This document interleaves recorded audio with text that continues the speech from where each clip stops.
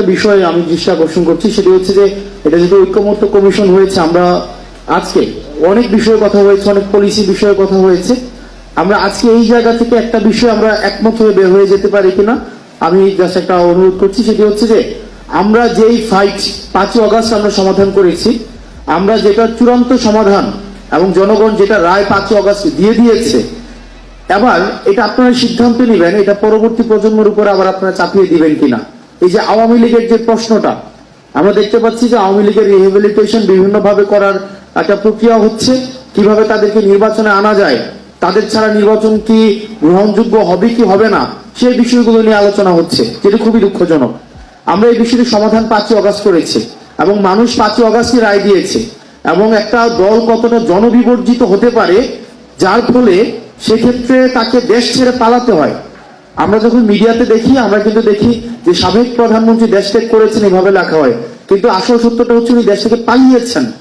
একটা দেশ থেকে কত জনবিবর্জিত হলে একটা দেশ থেকে এবং পৃথিবীর ইতিহাসে একটা বিরল নজির, যে ক্ষেত্রে আমরা দেখেছি যে গণভবনের প্রধান এবং হচ্ছে বাইতুল মোকাররমের প্রধান দুইজন একসাথে দেশ থেকে পালায়।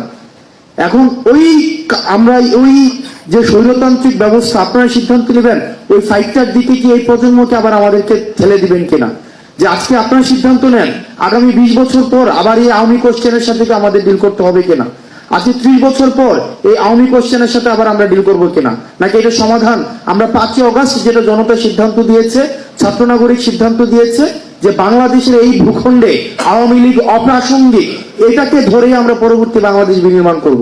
এই সিদ্ধান্তটা এই ফোরাম থেকে আসতে হবে। আমরা দেখছি যে ইলেকটোরাল প্রসেসের মধ্য দিয়ে আমরা যাচ্ছি, ইলেকটোরাল একটা ডেমোক্রেটিক ট্রান্সফরমেশনের দিকে যাচ্ছি, এই সাথে সাথে কিছু অপ্রত্যাশিত ঘটনাও ঘটছে।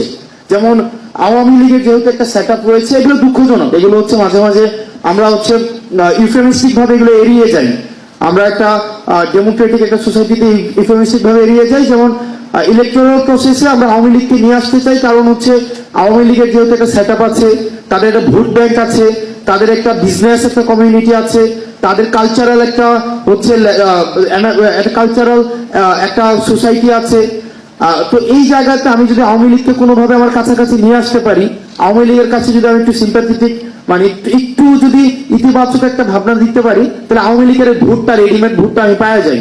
তো এই কারণে দেখতে পাচ্ছি অনেক রাজনৈতিক দলের মধ্যে বা আমাদের নিজেদের মধ্যেও এক ধরনের আওয়ামী প্রীতি তৈরি হচ্ছে, যেটি একটি জাতির জন্য পরবর্তীতে আমি মনে করি যে আমাদের এই প্রজন্মকে আবার একটা এন্ডলেস কনফ্লিক্টের দিকে ঠেলে দেওয়া হবে। সুতরাং আমরা আমাদের জায়গা থেকে বৈষম্যবিরোধী ছাত্র আন্দোলন এবং এই প্রজন্ম, আমরা একটা জায়গায় আজকে যখন ডিসকাশন আমি পুরোটা সময় শুনছিলাম, আমরা একটা বিষয় মনে হয় আমরা অ্যাভয়েড করছিলাম, আমরা একটা জেনারেশনাল কনফ্লিক্টের মধ্যে রয়েছি। আমাদের এই প্রজন্ম, আমার বয়স 27 বছর, অনেকে হয়তো মেম্বার অফ পার্লামেন্ট হয়েছে আজকে থেকে 35 বছর বা 40 বছর আগে এখানে উপস্থিত আছেন, বা অনেকে চাকরি করেছেন আরো 40 বছর আগে রিটায়ারমেন্টে চলে আসছেন, আমার বয়স সবে 27। তা আমি আমার জায়গা থেকে একটা বিষয়, আমরা এই জেনারেশন কনফ্লিক্টে আমরা এই প্রজন্ম আওয়ামী লীগকে ধারণ করার জন্য আমরা প্রস্তুত না।